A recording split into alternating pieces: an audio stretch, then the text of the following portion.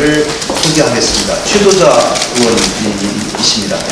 최 의원께서는 복지위 국감에서 국립중앙의료원 수술실에 약 940명의 외국인이 출입하고 이들이 45차례나 수술에 참여한 정황을 면밀한 자료 검토를 통해서 제기를 하고 철저한 수사를 촉구를 했습니다. 국립중앙의료원장으로부터 반성과 개선 약속도 받아냈습니다. 또한 한국보건의료연구원을 채용해서 최고점자를 배제시키고 2순위자를 임용한 사례를 제시하면서 내부자들로만 구성되는 인사위원회에 대한 제도적 개선을 촉구하였습니다. 최도자 의원님 말씀 잠시 들어보겠습니다. 일하고 더 열심히 하겠습니다. 국감은 3주이지만 준비는 1년 내내라고 해도 과언이 아닙니다. 저도 이번 국감에서 국민연금 방만한 경영, 산하기관으로 채용 비리, 익숙한 고령화에도 부지리 펴가고 있는 장기 요양기관, 소재 파악도 안 되는 결핵 환자까지 마약관리 체계의 제도적 허점, 사회복지 공무원들은 무분별한 개인정보 열람 문제 등 정말 국민생활에 밀접한 이슈를 발굴해 왔습니다. 다행히도 제가 제기한 문제들이 많은 방송과 지면을 통해서 소개되어 보람도 있었습니다.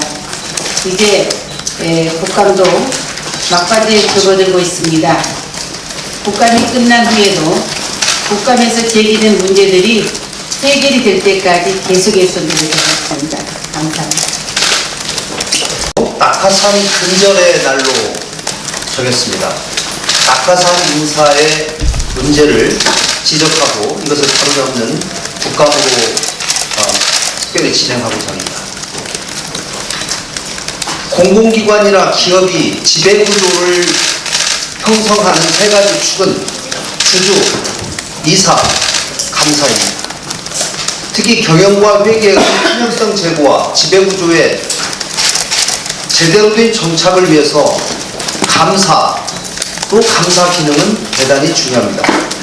그래서 공공기관을 포함한 대부분의 단체는 감사 자리에 대해서 해당 기관 분야 업무의 이해와 조직 운영 및 경영에 대한 감시 능력, 사업, 업무 및 회계의 적법성 검토 능력, 준법성, 청렴성, 도덕성 등을 요구한다고 명시하고 있습니다. 그런데 우리나라 공공기관 감사 자료를 한번 보십시오. 바른미래당이 조사한 각 상임위 소관의 공공기관에서 감사 상황을 보면 문재인 정부 들어서 새로 임명된 감사 중에서 산자부 소관기관에 임명된 감사 총 18명 중에서 13명이 낙하산 캠코더 인사였습니다. 무려 83%입니다. 국토교통위의 경우는 78%, 정무위는 75%, 문화체육관광위, 농림축산식품해양위, 기획재정위는 각 67%였습니다. 이런 사실은 공공기관만 확인된 사항입니다. 정부나 산하기관이 출연한 기관이나 법인, 협회까지를 포함하면 그 숫자가 얼마나 더 많을지 알 수가 없습니다. 공공기관 감사가 이렇게 전문성도 없는 캠코더 인사가 임용되면서 공공기관 내 채용 비리와 고용 세습을 제대로 감시하고 밝혀낼 리가 없습니다. 윗물이 낙하산인데 아랫물은 어떻겠습니까? 온정주의, 연고주의 인사가 판을 치는 겁니다. 지난 9월 바른미래당은 문재인 정부 들어서 1년 4개월 동안 임명된 340개 공공기관 내 임원 중에서 365명이 이른바 캠코더 인사라는 점을 지적한 바 있습니다. 4년 전을 잠시 돌아보겠습니다. 박근혜 정부 출범 후 1년 7개월 후에 당시 더불어민주당의 전신인 새정치민주연합의 한 의원은 공공기관장에 임명된 친박 인사가 60명이나 된다면서 비판했습니다. 그렇게 비난했던 민주당 의원님들은 지금 어디에 계십니까? 또 2015년 2월 모 언론사에서 박근혜 정권 출범 2년을 맞아서 공공기관 임원을 분석한 바 있습니다. 당시 2년 만에 318명의 낙하산 인사 사례를 보도한 바 있습니다. 바른미래당이 파악한 것은 문정부 출범 1년 4개월 후의 상황이지만 박근혜 정권 출범 2년 후의 숫자보다도 더 많은 낙하산 인사가 이루어지고 있는 겁니다. 과연 문재인 정부가 적폐 정권이라고 말하고 있는 이명박 박근혜 정부와 무엇가 다른지 따져 묻고 싶습니다. 문재인 정부는 박근혜 정권의 수많은 부패와 비리 적폐가 촛불혁명을 불렀고 정권의 몰락을 재촉했지만 그 핵심에 이러한 낙하산 인사가 자리 잡고 있다는 점을 잊지 말아야 합니다. 바른미래당은 대한민국을 살아가는 청년들에게 공정하고 공평한 기회를 제공한다는 일념으로 또 사회 정의를 세운다는 일념으로 문재인 정부의 낙하산 인사 문제를 집중적으로 지적할 것입니다. 각 상임위별로 능력과 전문성이 떨어지거나 비도덕적인 캠코더 인사가 심각한 부분에 대해서는 낱낱이 파악하고 바로 잡겠습니다. 제가 어제 한 말씀만 더 드리겠습니다. 어제 이 정부가 일자리 창출과 혁신성장 대책을 내놨습니다마는 일자리 대책에서 정부의 인식에 대해서 심각한 우려를 표명합니다. 현 상황을 일자리 고릿고개로 보고 있지만 단기 일자리 중심의 대책에만 치중하면서 통계 분식에 집중하고 있는 상황입니다. 미봉책도 이런 미봉책은 역사상 없었습니다. 지금의 일자리 위기는 구조적인 문제입니다. 공공부문 중심, 세금 중심의 일자리 정책이 민간의 활력과 역동성을 짓누르고 있습니다. 취준생들에게 잘못된 사인을 보내고 있습니다. 혁신성장은 더욱 한심한 수준입니다. 공유경제 등을 추진하겠다고 했지만 모두 향후 검토입니다. 정말로 혁신성장을 위한다면 신산업에 대한 구체적인 비전과 정책뿐만 아니라 공공부문, 노동시장 개혁에 대한 구체적이고 강력한 구조개혁 방안을 발표하고 실천해야 합니다. 어제 발표한 정도의 안이한 방식으로는 우리 경제를 살리고 현재의 위기를 극복할 수가 없습니다. 정부의 과감한 경제정책의 전환을 다시 한번 촉구합니다. 이상입니다. 알겠습니다. 법사위에서 낙하산 인사를 추가적으로 조사를 좀 했습니다. 지난 9월에 발표한 숫자에서 한 명이 더 추가가 되었습니다. 문제는 산하기관의 기관장들의 문제입니다. 특히 법률구조공단의 조상희 이사장은 업무 수행의 기본 자질과 업무 역량이 매우 우려되는 상황이고 이러한 우려를 넘어 가히 기행이라고 부를 만한 행동을 하고 있습니다. 제보에 따르면 먼저 조상희 이사장은 신규 변호사들 환담에서 모 법무관의 인턴 여직원 스토킹 사건에 대해서 가해자가 순진해서 벌어진 일로 억울한 측면이 있다라는 취지의 발언을 한 것으로 확인됐습니다. 대단히 위험하고 왜곡된 성의식을 가진 것은 아닌지 의심스럽습니다. 둘째로 법률구조공단에 합격해서 이미 근무 중인 수습 변호사들에게 선발 시에는 요구하지도 않았던 변호사 시험 성적 제출을 요구하는 이해가 불가능한 행동은 하는가 합니다.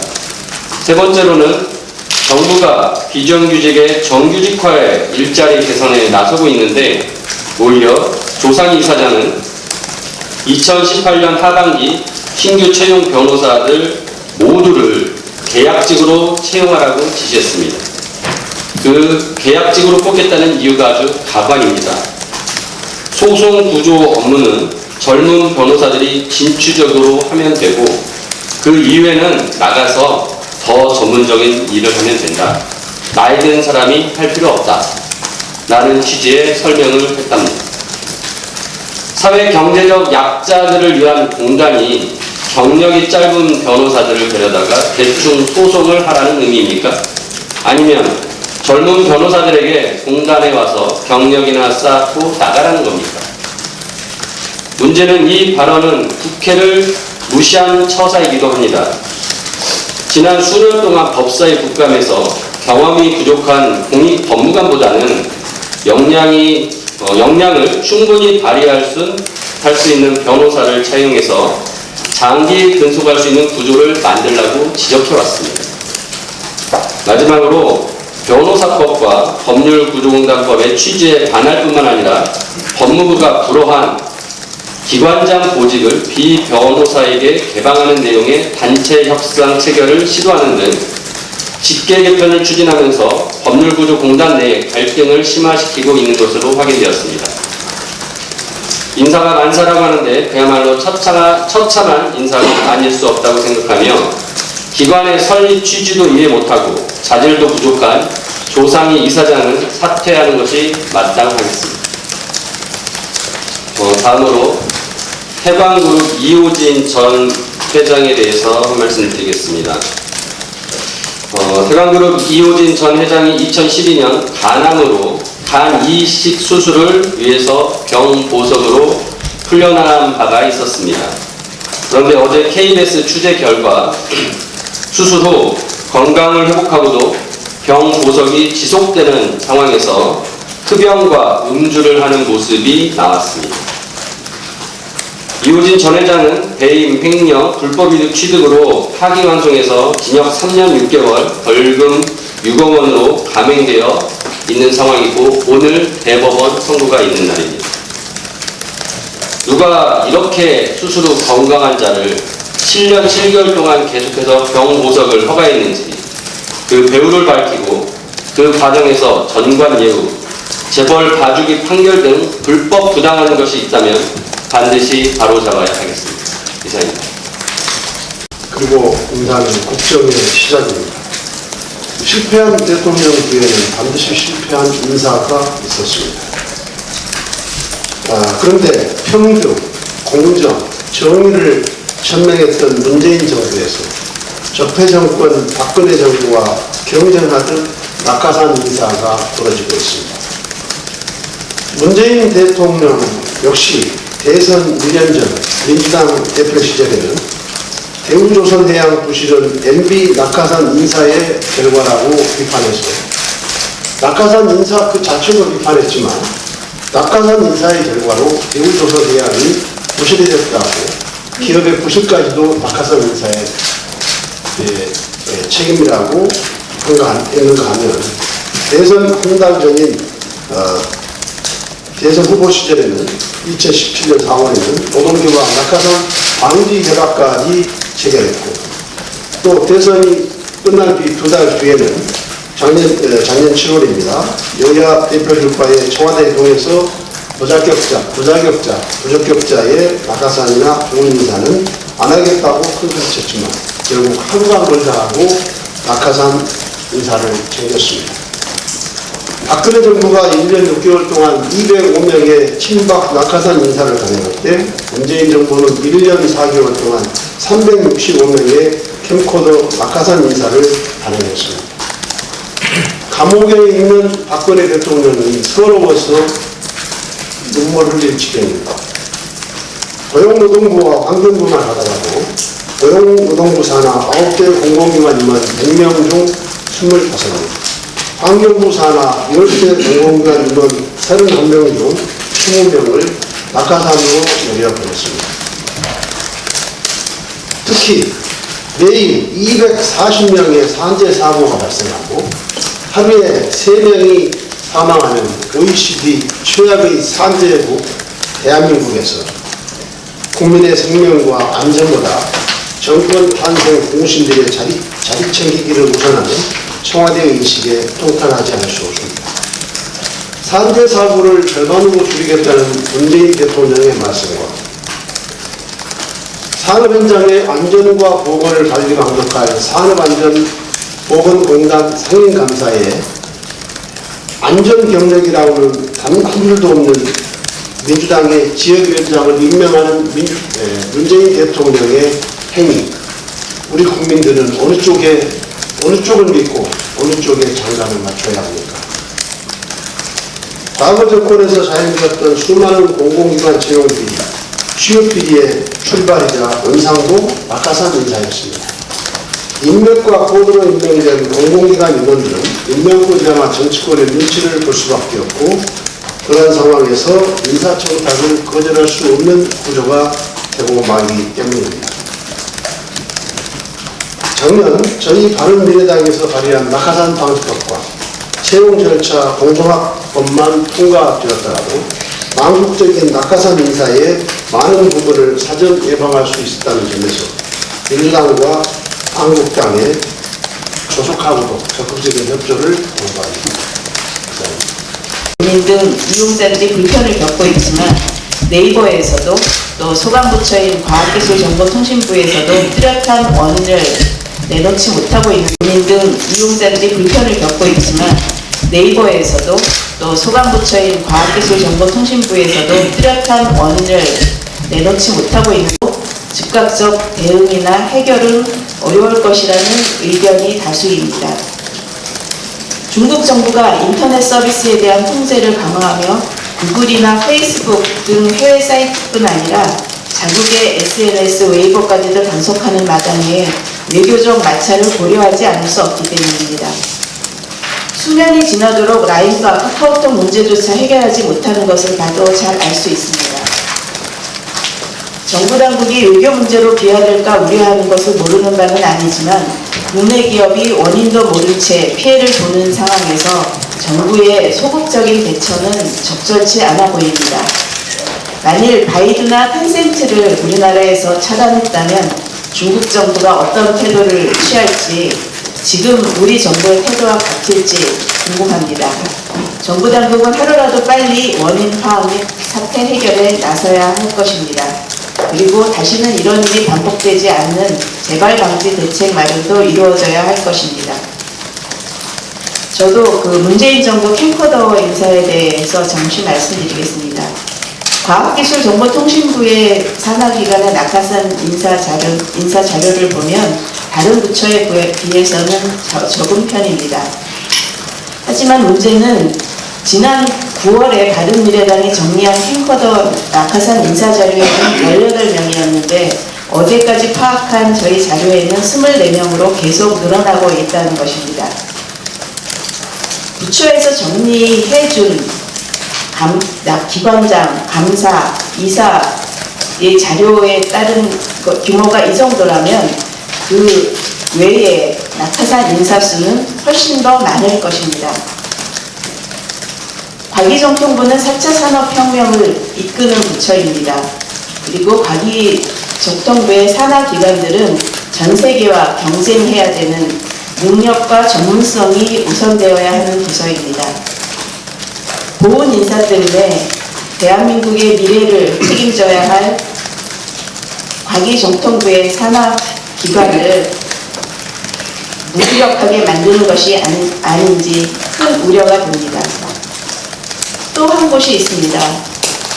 우리나라의 방송은 정권이 바뀔 때마다 임명을 가지고 큰 혼란을 겪고 있습니다. 우리나라의 진정한 공영방송이 공정한 방송을 할 수 있는 풍토가 될 수 있도록 우리 모두 노력해야 할 것입니다. 이상입니다. 교육위원회하고 문화체육관광위원회 낙하산 현황에 대해서 말씀드리겠습니다. 이 교육위원회는 전체 23개 기관에 163명의 기관장, 감사, 이사 등이 있는데 현재까지 저희들이 파악한 바로는 55명의 낙하산들이 지금 안착을 하고 경영 활동을 하고 있습니다. 대단히 유감스럽고요. 그 다음에 구체적으로 보면 민주당의 윤리심판원장 하시던 분이 한국학중앙연구원장, 이분은 동북아 역사재단 이사장도 좀 맡고 있습니다. 비상임 이사도 맡고 있어요. 그리고 민주당의 경기도당 여성국장 하시던 분이 사학연금 상임감사, 그리고 문재인 대선 캠프에 있던 분이 한국사학진흥재단 이사장, 그리고 민주당 강원도당 상주장 하시던 분이 강릉월주대 치과병원 상임감사 등으로 재직하고 있습니다. 아까 여러분들이 말씀하신 대로 전문성이라고는 전혀 찾아볼 수 없는 분들이 낙하산을 타고 안착을 하셨는데, 이렇게 되면 내부 직원들의 사기가 저하가 되고 조직 생산성도 저하가 되고 뿐만 아니라 정동 및 상생 경영에 심각한 하자가 발생하기 때문에 결국에는 공기업의 부실화, 정부 산하단체 기관의 부실화, 나아가서 국가 경쟁력 제고에도 악영향을 준다, 이렇게 저희들은 판단하고 있기 때문에 앞으로는 더 이상 낙하산을 안착시키는 행위를 중단할 것을 강력히 요구하고요. 그 다음에 문화체육관광위원회도 마찬가지입니다. 문화체육관광부하고 문화재청 산하기관 신임기관장이 73%가 낙하산입니다. 다른 위원회에 비하면 굉장히 높은 비율을 갖고 있죠. 특히 한국관광공사 사장에 대해서 말씀드리겠습니다. 안영배 사장은 대표적인 친노 친문 진영의 언론 홍보통 인사입니다. 여러분들 아시는 대로 노무현 정부 당시 대통령 비서실 국정홍보비서관을 지냈고, 작년 대선에서는 문재인 후보 진영의 대선 실무 준비팀인 핵심이죠. 황창팀에서 적극적으로 활동한 바가 있습니다. 지난 5월 사장 임명 당시 여행협회에서는 관광 경영이 전무한 친문 인사를 내리꽂은 전형적인 낙하산 인사라는 비판의 목소리가 있었으며, 노조 역시 반대 입장에도 불구하고 임명을 강행했습니다. 아울러 안영배 사장은 5월 17일 취임 후 넉 달이 넘게 민주당 당적을 유지하다가 이번 국정감사회를 앞두고 기관장 당적 보유 현황 자리 요청이 있자 지난달 28일에 뒤늦게 허겁지겁 탈당기를 제출한 것으로 확인되어서 문제가 되었습니다. 이런 낙하산 안착 형태는 제발 좀 중지해 주실 것을 다시 한번 촉구합니다. 오늘 문재인 정부의 캠코더 낙하산 인사와 관련된 보도자료를 냈습니다만, 그 자료를 바탕으로 보다 상세한 설명을 곁들여서 언론 여러분들께 그 관련 자료를 드리도록 하겠습니다. 이 자리에서 워낙에 많은 분들이 독특한 특이한 사례로 낙하산으로 내려가셨기 때문에 구체적인 사례를 이 자리에서 더 말씀드리지는 않겠습니다만, 이것이 공공기관의 이 낙하산 캠코더 낙하산 인사의 문제가 공공기관에만 지금 머무르지 않고 그 밑에 있는 기관과 자회사들로 계속 번져나가고 있다는 점을 저희는 깊게 우려하고 있습니다. 한 가지 사례를 말씀을 드리겠습니다. 제가 지난 국감에서도 이 부분을 언급을 했었었는데요. 예탁결제원의 같은 경우에는 건물 관리와 청소 용역을 하시는 분들을 위한 자회사를 만들어서 그분들을 그 자회사에 정규직으로 전환을 시켰습니다. 그런데 그분들의 평균 연봉이 약 3천만 원대입니다. 그런데 그 회사에 자회사를 만든 그 자회사의 대표로 임명된 분이 받는 연봉이 거의 2억에 가깝습니다. 그런데 그분의 경력이라고 하는 것은 지난 노무현 정부에서 청와대에서 근무를 했고 부적절한 처신으로 인해서 사표를 제출했고, 그 이후에 막바로 공공기관에 취업을 했고 거기서도 역시 부적절한 처신으로 인해서 사표를 제출한 분입니다. 그런데 그러한 분을 도저히 이제 공공기관에 넣을 수가 없으니까 공공기관의 자회사에 비정규직의 정규직화라는 그런 미명하에 그런 회사를 만들어 그런 회사의 사장으로 지금 내려보내고 있는 것입니다. 지금 문재인 정부는 이 문제를 을과 을의 싸움으로 비화시키지 말라는 주장을 하고 있지만 제가 감히 말씀드립니다. 문재인 정부와 민주당은 더 이상 을이 아닙니다. 그분들이야말로 갑 중의 갑입니다. 저희 바른미래당은 오늘 이 발표에 머무르지 않고 국감이 끝난 이후에도 공공기관만의 문제가 아니라 공공기관들의 자회사를 포함한 모든 기관과 회사들에 대한 낙하산 캠코더 현황을 계속 추적하겠습니다. 이상입니다.